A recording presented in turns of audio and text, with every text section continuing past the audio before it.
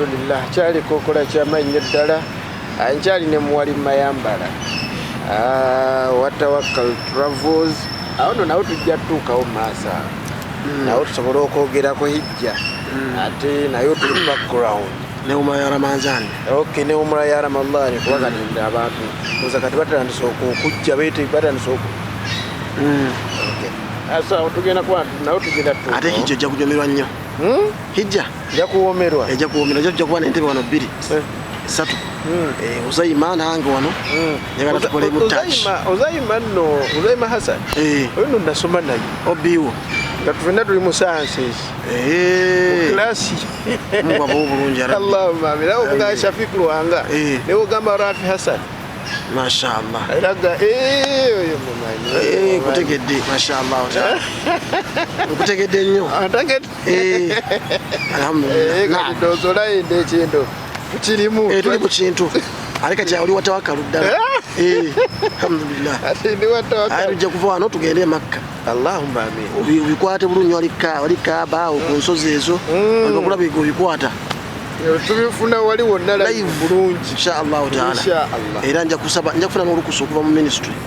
olujja kuba nga nze kenyini nze ndisabidde amin okuva mu ministry osobola ku live streaming okuva awo ne osobola okukikola yes inshallah taala bitegerekese amin ngakusabe bulamu bwokka naam seeka tuddeyo wali mwetukomye abaddu ba Allah baswahaba balina essaawa emu Allah abagonderezaamu atya kati embeera yonna eyo gyolaba eyogerako mu aya zino zonna ezisoose eri gye tuva nja kuddayoko naye kati amala okumaliza 183 paka ku aya no gye mbadde ntuuseeko ey'187 Suratul Bakara essula ya 2 kati embeera zonna ezo lagondezaamu abaddu ba Allah eyo yonna ebyaliwo circumstances ezaliwo what led to the revelation of such an aya yokokka yasinziira ku ki kati kino kitegedde ebyalingawo kati aya yana ate eno ogenda okukka olw'obuzibu buli bwamaze okufuna buli obunene waliwo basahaba olukuutiza wabafuukira ekizibu kati ono baada isha yamuyitako nga baziini nemuyitako nga akabiriti kasaze ng'enjasazizza dda ali mu kuutiza mu kitabo ali mu nsonga alya kyakiro waliwo ekyeggulu ekiba kya mmere n'ekyekiro ekyekiro kyekiri ekyekiro kati ekyeggulo era entegera yakyo oba okitegedde oliisa ngalo olujjulyo oludde ku lujjulyo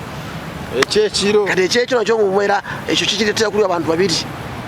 kati ate bakirya nabo bali ku lujjuliro okitegedde kati ekyekiro ekyo nga oli yali ekyekiro n'asukka embeera neyesu n'esukkawo kakati Allah kyabassa aya eno basahaba nga balajana embeera wabuze embeera gye baalimu buzibu ki bwe basiŋŋaana basahaba mu kaseera nga raballah ekoze eki okulaalika kwa Ramadhan teyasobola kubabeera nnyangu bayagyagalanga nnyo naye ng'erina obuzito bwayo kati ate nga balina okugiwa ekitiibwa naye waliwo ebiyitirira ne biyitira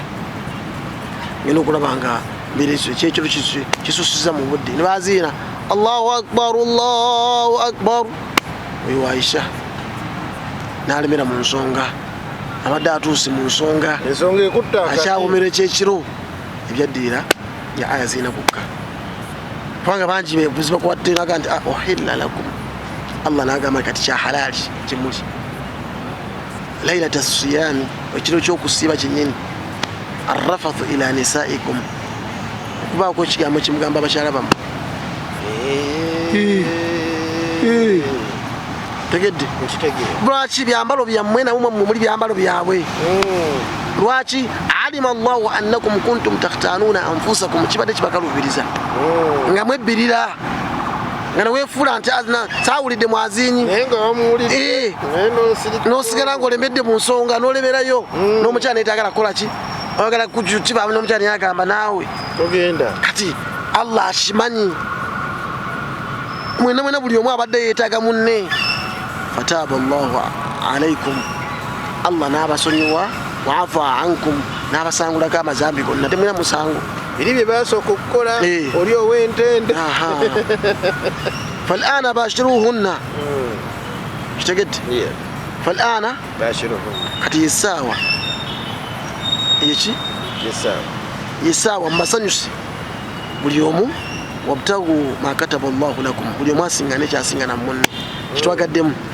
kiswa eyo nkulu paka Allah liyagamba nti hatta yatabayyana lakum alkhaytu alabyad min alkhayti alaswad mbakkiriza mu bikole byonna until uzi enjeru n'enzirugavu wezinakola ki emu enaava mu ginnaayo so ng'osobola okuzaawula ewuzi enjeru esobola otya okuva mu nzirugavu sahaba omu yakwata ewuzi ezo naga aya ebadde egamba ki hatta yatabayyana lakum alkhaytu alabyad min alkhayti alaswad kati kankwate ewuzi zino enjeru neki n'enzirugavu alabe ziyinza kutya okuyingira mu ginnaayo ziyinza zitya okweyawula kati naziteeka awo ng'ayagala eno eve mu ginne waayo eno zawukane eno esobola ekyokuva mu eno n'alya n'akola byonna nga watunuulira ki obudde ne bukya paka luyajja nga alaba tibyakyuse n'alya ne mu kisiibo nakola ne byakola mu kisiibo najja ewa nabbi saa sallama n'amubuulira ensonga nabbi kwe kumugamba saa sallama kyakibadde ategeeza Allah ayagala nnyo balaaga Allah ayita nnyo ebigambo bitamala gabikuba obukubi yabadde ategeeza kino yabadde ategeeza ki nti yabadde ayagala ategeeza nti mambya okusala neiva mu kiro ekyaki ekyenzikiza kati mambya okusala don mambya wenewesaze awo mukoma okola ki okulya oli yalya nga amanyi alina authority obudde paka kukya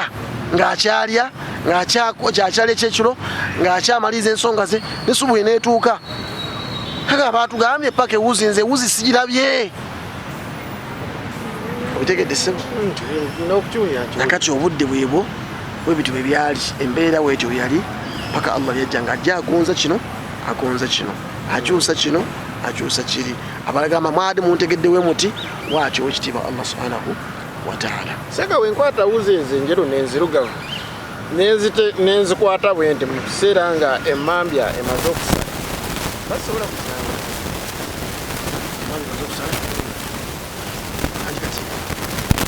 oba osobola okuzaawula emmambya nga esazi naye oli ekyo yali ayagala zino ng'azigasse wamu eri esobola otya kuyingira mu eno oba neyawula mu eno neva mu eno ng'azigasse wamu wali naye esobola okwawukana nevaayo nga tabitegeera oba enzirugavu esobola otya okufuuka ki enjeru kitegedde ewuzi enzirugavu nefuuka enjeru evaamu etya enjeru ekyo nga kyabuuza so kati seka daawo okuggwako ewuzi zino oba osobola ozaawula naye nga yali kinaaya manya yali balaaga njogera ekulaga nti eyo mambya obudde buno nga oliaga nti washamsi wadduha kati duha kati ogamba walfajiri kati fajiri webeze nawe ebiro ebirawo ebya fajiri eggulu libadde lijjudde enzikiza yokka kati eggulu lijjuddeko ki tanso okulaba ebiro ebiri ebimyufu ebya fajiri ebyo bizze kasi awo manya nti obudde bugandise okwerula butandise okukya obudde butadde saawa ddaako ekoze eki seka ali mu nnyumba nga tajja sobola kufuluma ddaako yena agimaliriza essaawa mmeka kwata engeri gye tuli ku ddaako tukimalirize lumu yandigivuddeko ssaawa mmeka okusinza ku ssaawa zaffe ez'omu Uganda essaawa zino 14 ddaako aba awedde ddala naye mungu aba akuwadde n'omala 11 kitundu oba weesiimye naye ng'osobola okweyongeramu 10 eryo 14 the moment naye nga obudde bukyukakyuka kati at the moment 11 meka ddaako aba akoze eki ne kalenda zijja kubanga zibalagibwa ojja ziraba ez'enjawulo naye abantu abamu okubeera ku safe site kola byonna byokola byonna by 11 kitundu obenga okoze eki emaliriza abali asida ku saa 9 nawe batuufu batuufu nnyo nabo kyabakoze kiba kirungi bali ezisaawa 8-9 no problem naye Allah gwasobosezza ng'asobola okukeereyamu okugenda nga nayingira mu 11 yakyasinze era afunamu empeera nnyingi naye ataba mu kikyamu aba mutuufu yes alhamdulillah Anything Media.